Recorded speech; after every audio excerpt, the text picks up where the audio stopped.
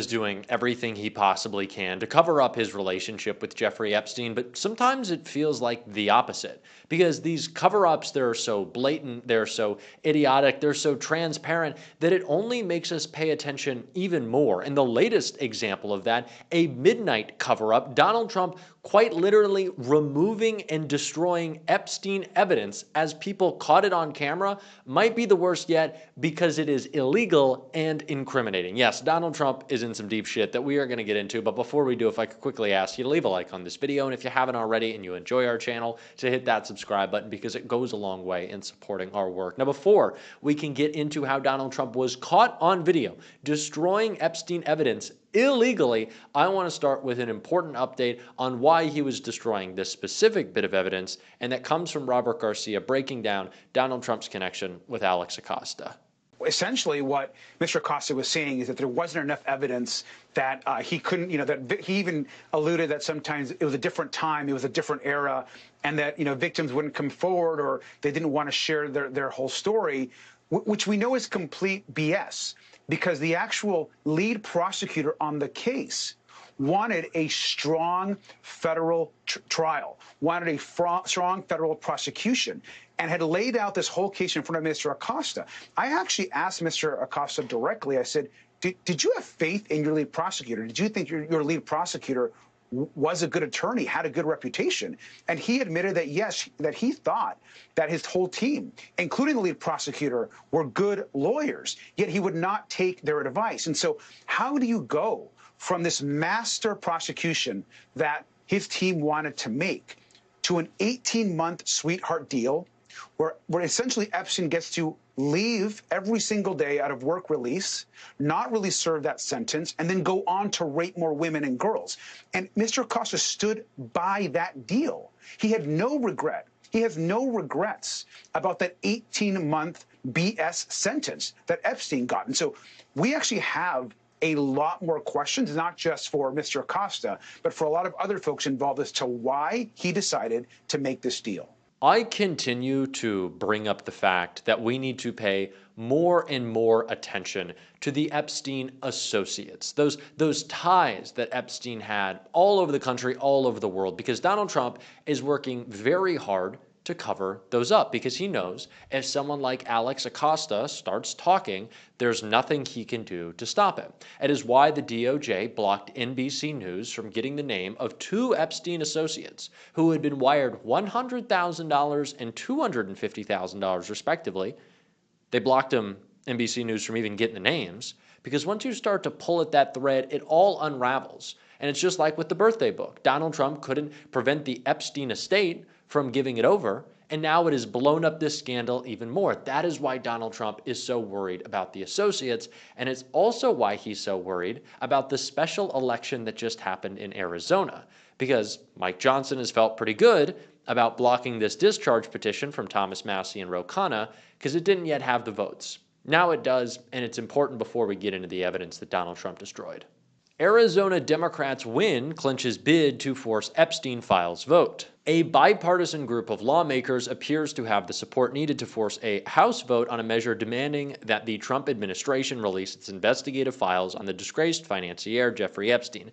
Adelita Grijalva, a Democrat who on Tuesday won a special election for a House seat in Arizona, has committed to signing on to a so-called discharge petition that would force action on the measure. The petition needs signatures of a majority of the House, 218 members to succeed, and Ms. Grijalva is poised to be the 218th. Grijalva said that on her very first day in Congress, she would be signing the discharge petition. It is likely to take weeks for the measure, which is co-sponsored by Thomas Massie and Ro Khanna, to come to a vote, and then the effort could falter if any Republicans, the three of which who said that they would sign on, withdrew their backing. But should none withdraw, Ms. Grijalva's signature would be all but certain to force Speaker Mike Johnson and Republican leaders to confront an issue that they have hoped to dispense with in the face of resistance from Donald Trump, sharp divisions within their ranks, and pressure from right-wing supporters.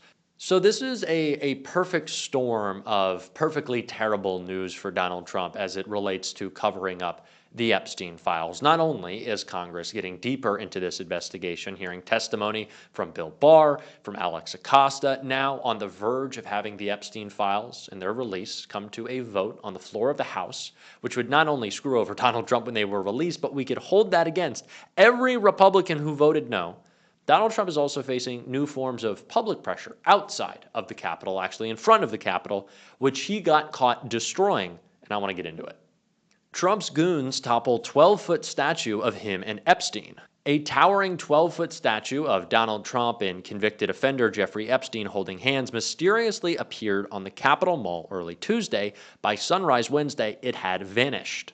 The United States Park Police quietly removed the provocative bronze sculpture around 5:30 a.m., according to footage obtained by the Daily Beast. The removal violates a permit issued by the U.S. Department of Interior to the Secret Handshake, the group that claimed responsibility for the installation. The statue was authorized to remain on display across from the Capitol on 3rd Street between Madison and Jefferson Avenues until Sunday at 8 p.m., documents reviewed by the Daily Beast reveal. The DOI is also required to notify the artist at least 24 hours before the statue is removed for any reason. In a statement to the Daily Beast, an Interior spokesperson said the statue was removed because it was not compliant with the permit issued, which is probably a lie because they didn't further elaborate. The White House denied to comment on the statue's removal and referred the Daily Beast to the DOI for comment. A spokesperson for the Secret Handshake called the statue's removal a literal example of the Trump administration toppling free speech when it has been legally permitted and approved because they are scared about whatever Trump is hiding in the Epstein files. We found out at the end of the day that some people within the Parks Department, aka most likely the Trump administration, were trying to find ways to say we were not in compliance, the spokesperson said. We were then told everything is okay and that if the administration decided to remove it, we would have 24 hours notice to take it down ourselves. Instead, they showed up in the middle of the night without notice and physically toppled the statue, broke it, destroying it, and took it away. The statue's current whereabouts are unknown, according to the group. Before its removal, the installation featured several plaques highlighting Trump's relationship with Epstein, who died by suicide in Manhattan jail in 2019. In honor of Friendship Month, we celebrate the long-lasting bond between Donald Trump and his closest friend, Jeffrey Epstein, one plaque reads.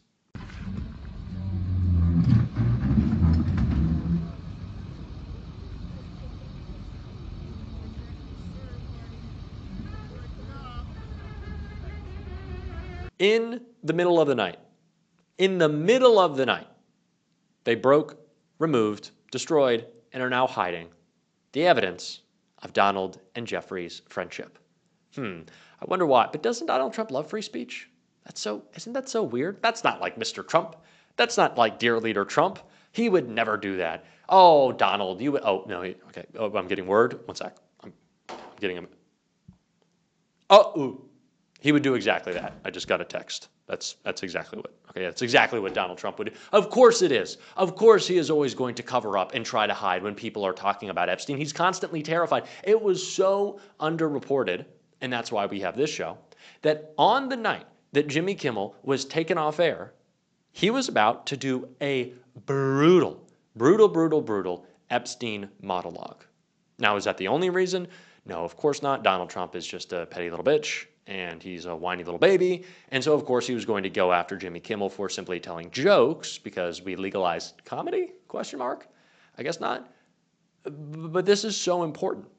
I don't want to say everything is related to Epstein because there's a lot of stuff that Donald Trump does just because he wants to expand his authoritarian powers. But you better believe every step in expanding his authoritarian powers also helps Donald Trump try to cover up his relationship with Jeffrey Epstein, the single most damaging issue for him right now. And of course we should continue to talk about this, and I'm glad. That's why Jasmine Crockett has been keeping that pedal to the metal and was talking more about how he opened the show, Donald Trump's relationship with Alex Acosta, who gave Epstein that sweetheart deal, and why he did so. I think it's important. Tell me, were you able to press Acosta on why he gave Epstein what a lot of people think was a sweetheart deal. Yeah, so I was trying, but obviously there were a lot of members in the room as well as a number of attorneys for both sides. And so I probably could have sat with him alone myself and dug for days. But I specifically was also listening to him. So at one point in time, he was talking about they were basically gauging the strength of their case, which is not abnormal. That is what prosecutors are always going to do. And basically he said as a team, they came to the conclusion that the case was just too weak and it would be better if they had a guarantee of getting him into prison as well as being able to make sure that he was going to be a registered sex offender. They did say they did not know about the work release, or he said he didn't know about the work release and that wasn't part of the agreement. He says that, you know, he also, well, let me back up. I basically wanted to know, why is it that the case was weak in your opinion? He said that he felt like there were going to be impeachment issues with the witnesses. That the witnesses weren't credible. And so then I was saying, tell me what the impeachment issues were going to be. Because it's one thing to throw it out there. It's another thing when I'm breaking it down to you, because I understand what is impeachable and what's not.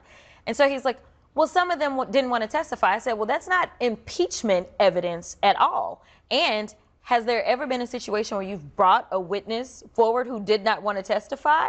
What other evidence was there? And if you felt like the case was weak, and most of us have rules where if you've got a statement from a witness and because of fear, maybe because of threats, because he said some of them were fearful, some of them allegedly had been threatened, all kinds of different reasons, man, there's ways to work around this. I said, let me tell you something. I have tried these cases on the other side, and I can tell you that we have had people come forward with hardly any evidence, because we have what we call a one witness rule in this country, which says that if you believe this one witness beyond a reasonable doubt, then that is enough. Right. And so, and it really comes because of sex cases, because a lot of times who else can testify about what happened in that room? So I was really getting at him, and he said, well, 2006 was a different time. You know, it was a lot different as it relates to the movement and what was going on. I said, let me tell you something.